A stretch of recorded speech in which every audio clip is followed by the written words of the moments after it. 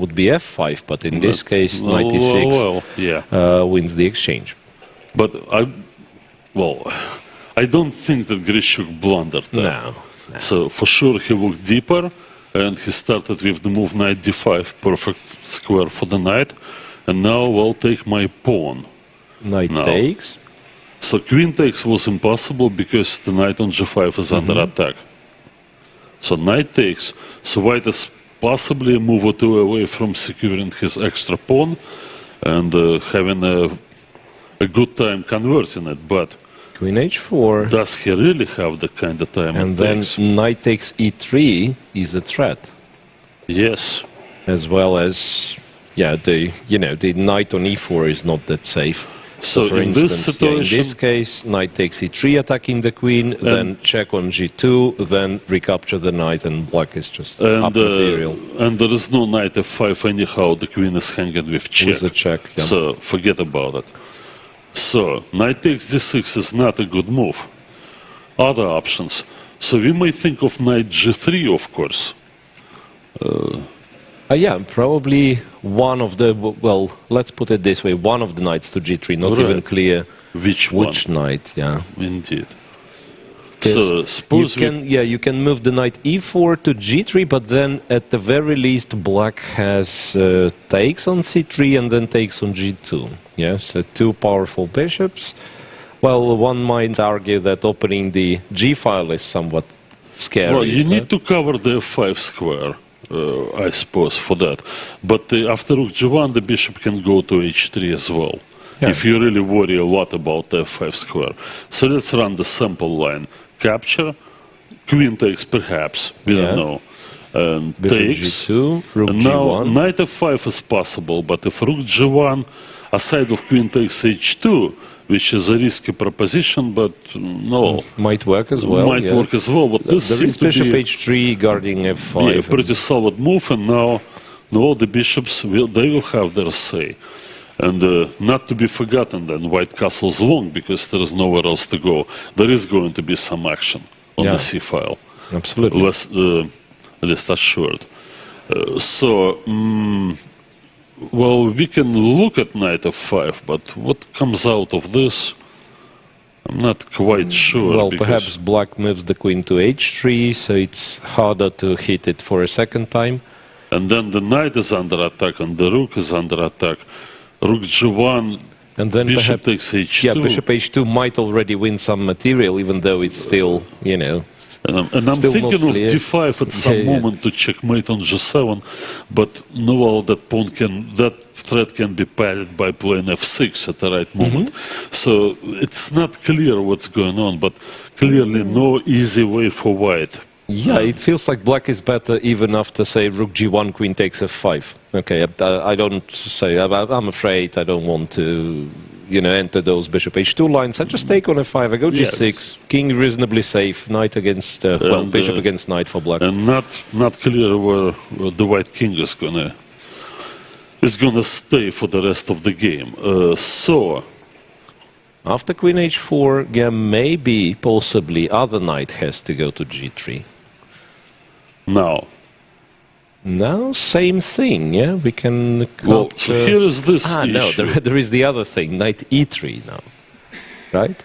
Knight e3, f takes, the knight on g3 is pinned, so black takes on e4. And then you eliminate the defender with bishop takes g3, and then you, collect a full point with black. So knight e2 to g3 is a gross blunder, and it turns out just knight g3 and black is much better. If not, I'll try it winning.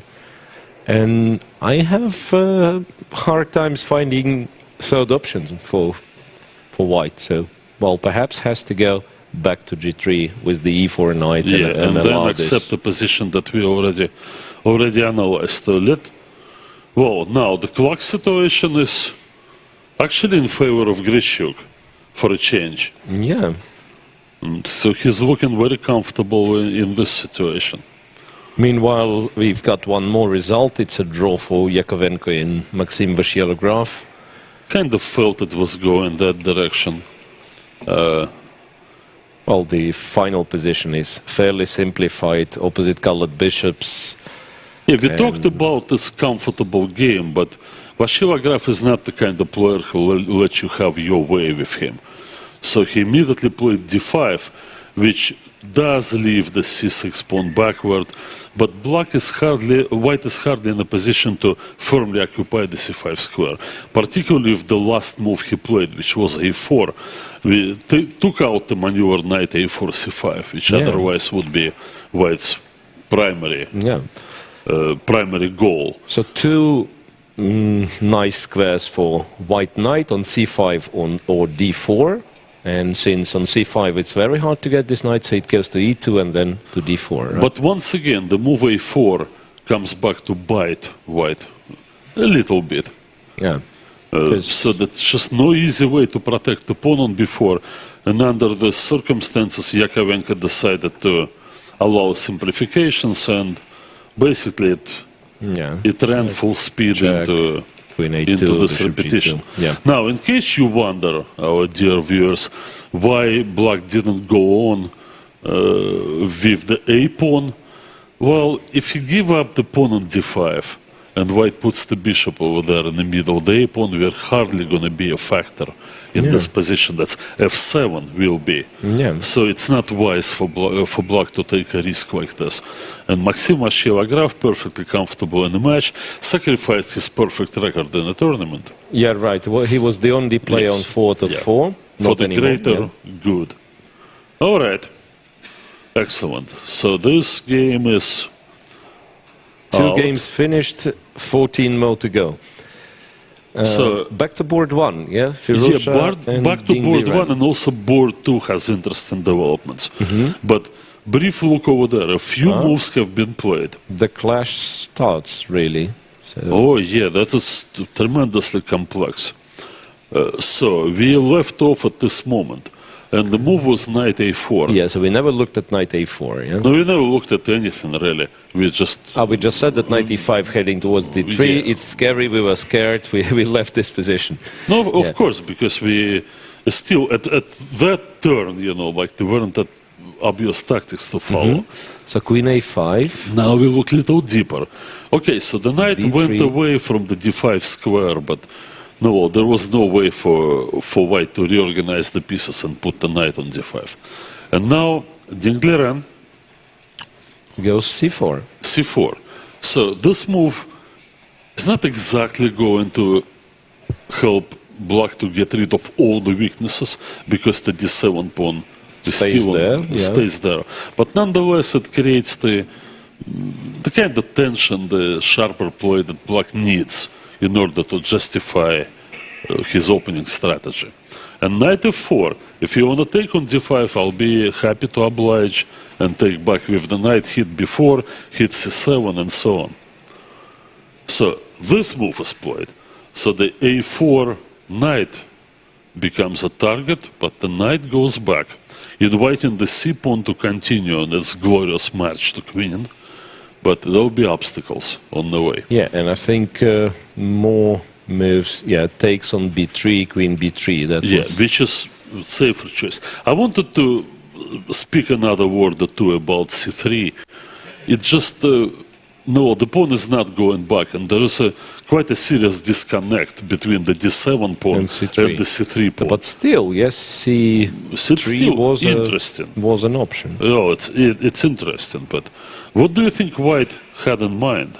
Well, not clear, to be honest, because knight d3 is out of question, just blunders a piece. That could be like a decent move, but bishop d3 and then trade the queens, take on d3. And removing the defender, so it's not. All other moves, no, I don't know about knight d1, that looks... That just looks ugly for some reason. Of course. But what about coming to c4? In this case, we have yet another pawn structure change. Then I assume black takes with the knight, plays bishop c6. Maybe that was... Or, if he wants to force the issue, he can do this. Now we have this strange-looking position where the main factor here is time. Is white on time to win the pawn on c3? He must. But honestly, I don't see how, and I thought it was Yeah, quite okay for black. Looks interesting for black because he has options of f5 in this position as well, and sometimes bishop a4 and c2 keep the pawn alive on c2. Right, and f5 because of the shaky position of the bishop on e3. Yes. So, well, I'm little baffled here. I just want to see a move. For white that Rd.3.1 considered. Yeah, maybe knight d1 for real. As ugly as it looks, maybe he just calculated everything and was sure that he's winning the c pawn. Yeah, and then white is going to bring both rooks in front of the c pawn and hit it and play bishop d4. And how many pieces can he bring? He literally can bring every piece at his disposal that's right. To come to the c3 pawn, so maybe it wasn't quite working. So therefore, capture on b3. And we come into this, and we have queen takes b3. Now, right, the black bishops, they hit a lot of squares, but they're unable to... I was even looking at bishop e1. Yeah, bishop e1 was a funny move, but it doesn't get the job done, does it? Black somehow holds... white holds everything, just rook c2 and a4 square is covered. There is no bishop a4. All right, so another idea maybe the white queen doesn't have that many options to go to, but... It's like rook b8 here, for instance. And then bishop somewhere, but...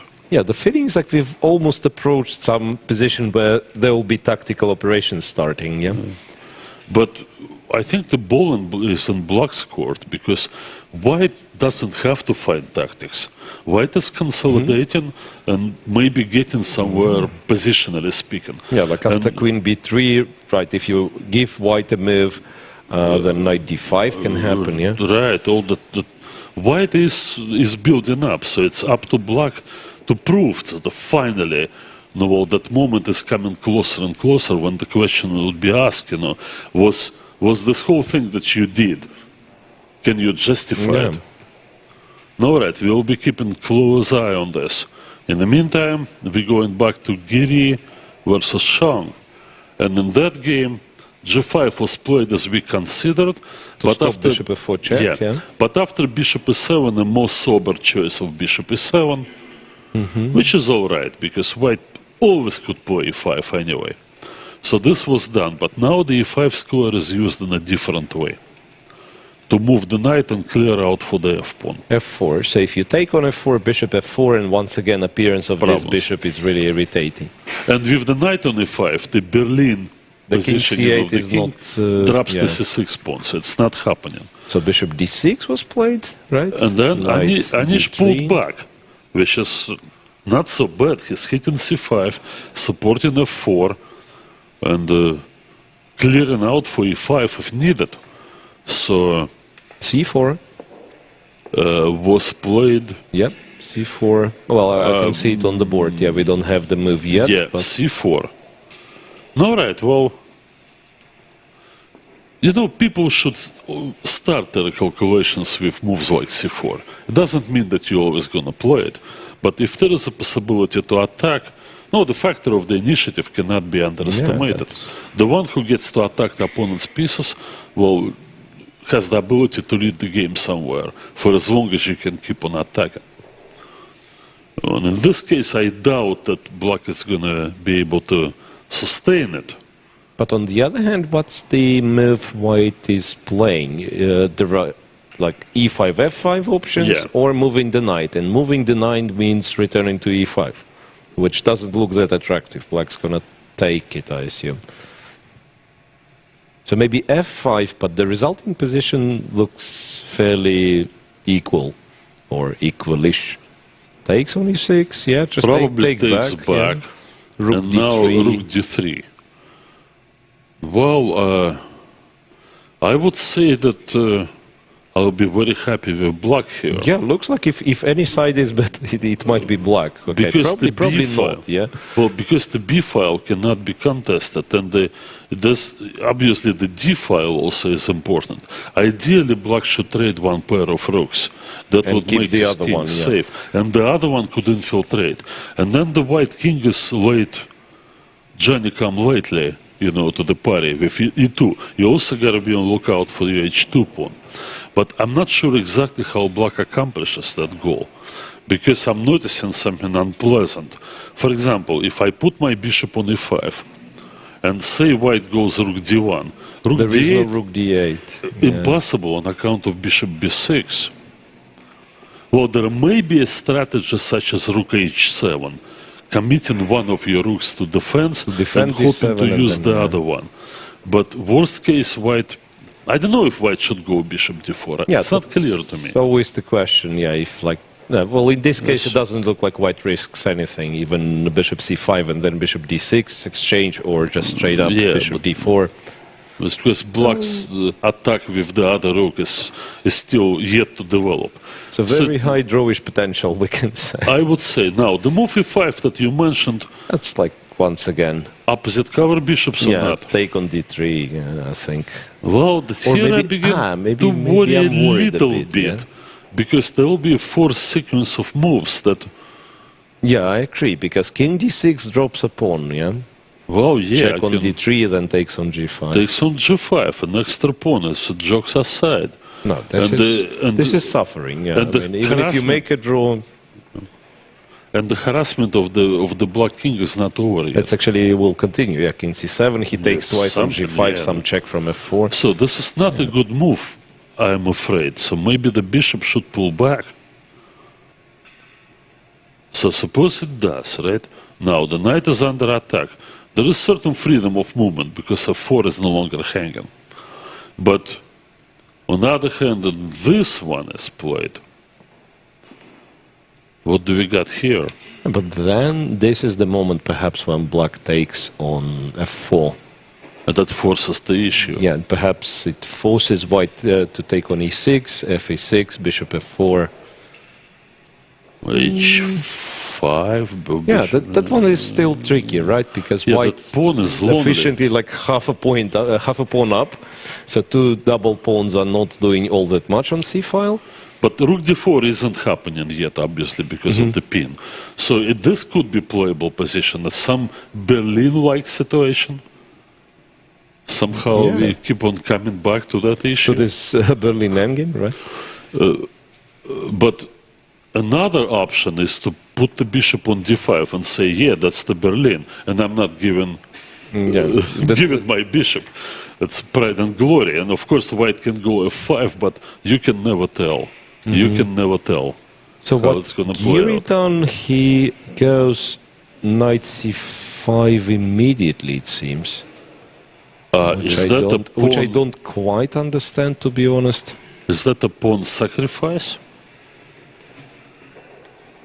Well, he's probably safe, but is he better really? I mean, if black is scared of losing this game, he can take with the bishop as well, just to trade everything. But yeah, pawn takes. Seems to be no obvious drawbacks. Why is this so good for white? Or I mean, maybe it isn't. Even draw good. Maybe it isn't. I mean, I could understand if Anish was thinking, okay, well, it's getting too far and I'm tired, let's wrap it up and continue tomorrow. But first of all, he wasn't really in any kind of trouble if he played e5, at least. Or f5, or f5. I mean, we couldn't identify any problematic position for white. Why would he go for this? No, so apparently there is some trick, but that's something that I'm totally missing. Don't really see. Can it be rook b1 in this moment? So that's neat. I mean, that's there, but I don't see what happens. I mean, if he takes the bishop, we give a check on b7, king goes to c8, we take on d6. And yes, we are happy we won back the piece, but is it really better for white? Well, perhaps it is. If he is in a position to round up the e3 pawn with the king, maybe, then he can win material, he can get pawns. Because anyhow, in this line, white gets very active pieces. Well, which... rook d8, nice. Yeah, well, that's how active pieces translates into something that you can actually write home about. Yeah. All right, so rook a b1 is an excellent, and rook b8 is that's the for point, a moment that rook impossible. b8 a6 you can't play. Yeah. But on the other hand, bishop c5. But now what? How do you oppose? You can't put any of those any rooks. Of this. Yeah. d8 falls victim to bishop b6, and rook b8, bishop d6. So it's a weird situation where black is a pawn up, white doesn't seem to have kind of a direct threat, but it's very awkward for black to play this position because... rook a b1 exclamation mark, and it changes the complexity of this whole thing. Of course, there are some stubborn people who would say, yeah, right. Bishop and I go bishop let's guard c8. some squares. And it's like I'm a pawn up, and what do you got? And maybe they'd be right. Yeah, maybe they'd be right in this There case. always been some players who are just simply not impressed, period. Yeah. You just cannot impress Go on, them. I'm a pawn up, go on. And this is missable, a move like bishop c8, because you think, okay, I'm attacking, so, well, he's forced to do something like take c5, take e3, those are the moves you are considering, but bishop c8, you might just miss it. And looking at the clock, Giri is down to his last 15 minutes, and it's only move 22. 22, yes. So you did mention bishop takes. How does this change the complexity of the game? So suppose white does this, can he still go rook b? Maybe rook b1 is still there, because rook b8 is still really, really awkward. It would have to be rook h b8 and then take with the king. No, that's... And at very least it costs a6 pawn and white is... So I'm playing bishop c8 once again, but then I might as well keep the bishops on the board. Yeah. I suppose rook so. b7 Besides, you were gaining the tempo on the e3 bishop in that case. So I don't know. I expect gf4 and then bishop c8. And of the players, once again, that's our fantasy tag team chess. Gatakamsky would be the right person with the black pieces. That's right up his alley, that type of play. I'm getting informed that Hare Krishna is in deep trouble against, I believe it was against Alexeyenko, right? Hare Krishna, Alexeyenko on the very last board. Yeah, we need to scroll down to reach that one. Thankfully, not as long as it was in round one. Now it's at least doable. So this is the situation, and we go back to this when we thought about it, really gave high marks to the move c4. A very nice recognition of this positional pattern. And queen a4 also got, and queen a5, as you mentioned, that's a good idea. Yeah, the knight is on c5, but that knight can be traded for one of the white knights, while the remaining black knight is 7. So takes, black went f5. No, because hoping against hope to make some use out of the e7 knight, but no, well, thanks, but no thanks. So he's not taken yet. Now, knight there. Knight to d2, once again very typical. Well, yeah, the knight went away from the c5 square, but I guess it was already under control. And now black's plan after the trade was to trade this dangerous... Trade for this dangerous knight b3 that does a lot of things. So he played bishop c2, and it didn't quite get that one. And now the a6 pawn and the breakthrough c5. Yeah. Bishop's awkward. Although this bishop could be the game saver if it's anchored with b3 in some endgames. And I believe that's what basically black is betting on, because he went knight f5, gave away the pawn on a6, and then he has the option of playing b4, b3. And white's bishop on f1 is purely a defensive piece for now, although not without long-term prospects. How dangerous is the appearance of the black knight on d4? No, well, moderately dangerous. Well, it's not that not a piece you want to tolerate for for long, right? Maybe it's not threatening anything outright, but and I suspect board 1 has finished. Yeah, Liren is about to leave the playing hall. Yeah, there was some kind The of... only thing that could have happened was a draw, I expect. Yeah? Well, it did happen because... They found some weird repetition. Queen a3 was played. No, before that it was rook a b8, queen d5, queen a3, queen back to b3, queen back to a5. Rook b8 we worried about. Well, we were playing bishop e1, it's just for illustration. Obviously, well, you can keep bishop e1 in reserve. And now there is certain lack of comfort for white. And he decided to go with the queen, but well, his main problem was the knight. From theoretical point of view, Firouzja made an effort with knight a4, but he really never saw the problem of this knight. Yeah. Was nothing wrong with white's position even now. Trade this knight for any of the black pieces, and white would go on. Well, if he can take care of the e3 bishop. Yeah. Hopefully. Just identified that queen a3 actually attacks a piece. Well, yeah, then... Therefore, there was nothing better than to come back, and now Ding saw no reason to press. Really, in the end game, I suppose, white would eventually return this b2 knight somewhere and would enjoy the d5 square. So they repeated moves, and what do you think? Well, tomorrow it will be tough for Firouzja because he'll have the black pieces against the top seat. But yeah. On the other hand, I know Alireza quite a bit, and I have to say that in shorter time controls, he's very good. I mean, young, very good calculation skills. But we are talking Liren, the guy who won the tiebreak against Magnus Carlsen. No slouch.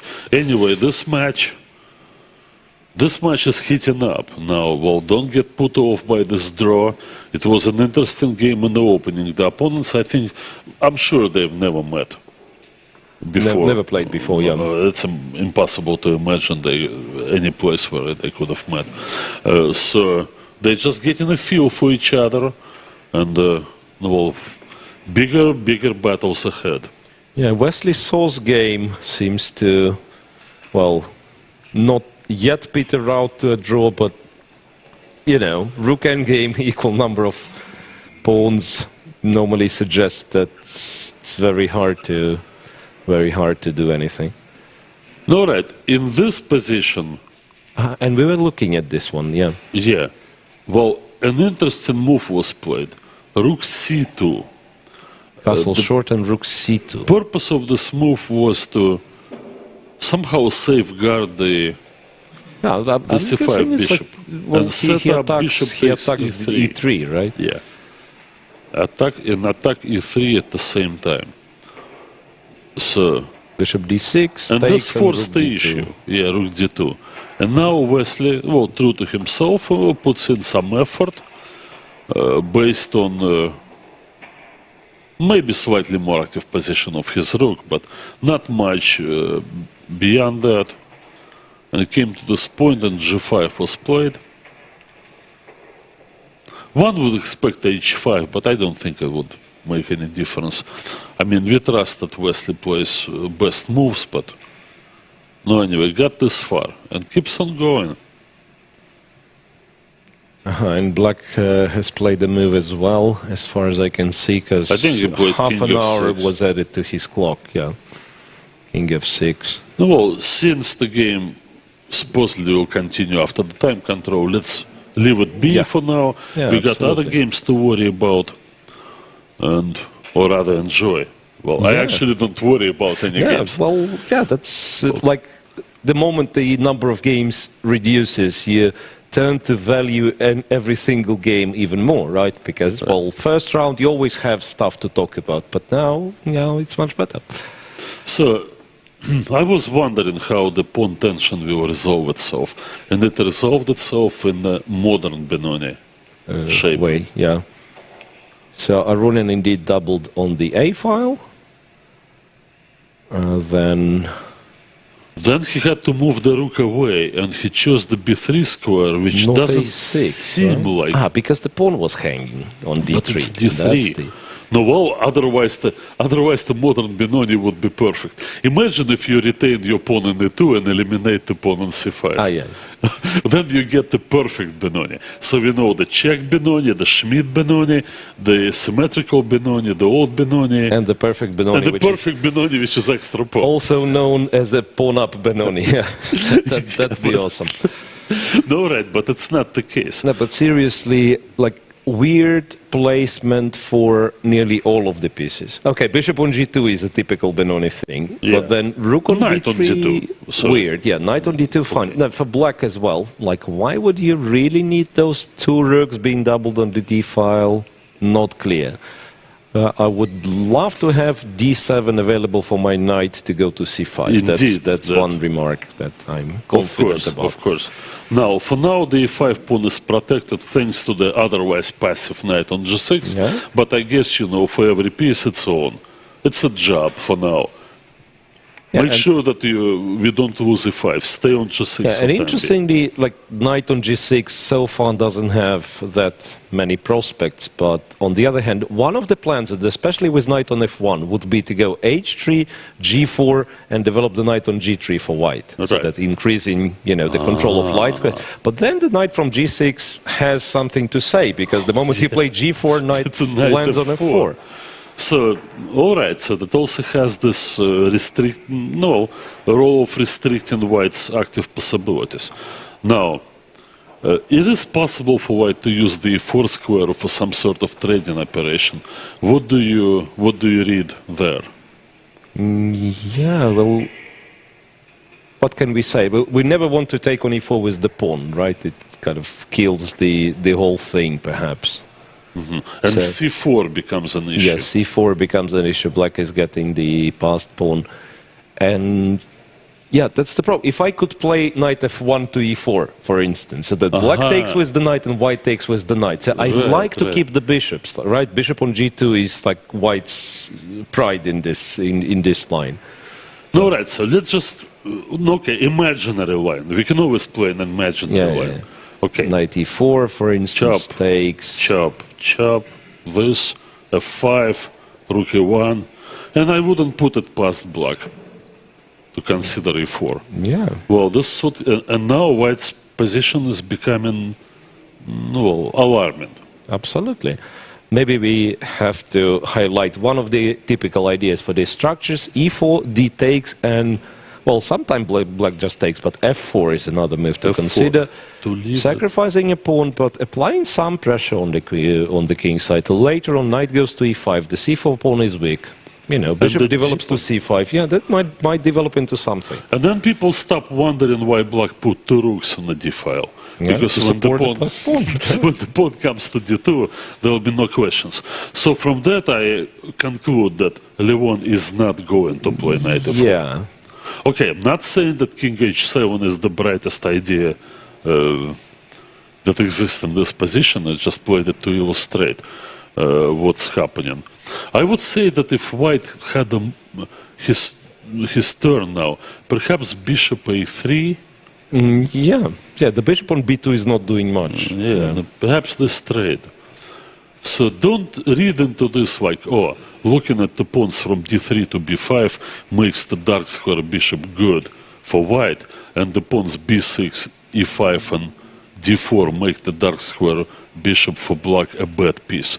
It's rather the other way around, I think, in most Benoni positions. Yeah, it feels like. Anyway, so that's a battle time situation, about even. About even, move 22 or something. Yeah, roughly 20 minutes each.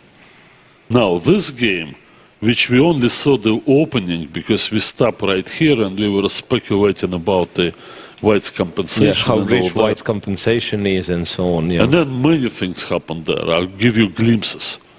Before knight before queen before c5, the simplifications. Yeah, but interesting simplification. Mm-hmm. And white now prefers to play down two pawns rather than take that pawn on d4. Bishop g7 and rook e1. Yeah. And very typical move, bishop e6. Nobody is going to sit there forever with the bishop on c8. We can give pawns. And black rightfully counts on the d4 pawn as a factor in future developments. Puts the rook on c8, gives up both pawns, but now he's got tactics. Rook d8, c5 seems to be the... But he played bishop e7, which is... Interesting. And what's c5, bishop f8? Bishop f8, and he was afraid of going down a pawn in a terrible situation. Rightfully so, yeah. Not to be forgotten, Black played weakening moves, h6 and particularly g5, solved the problem of the back rank, which is White yet to do. And it's pretty difficult to play queen and rook's position when you have to worry about the back rank.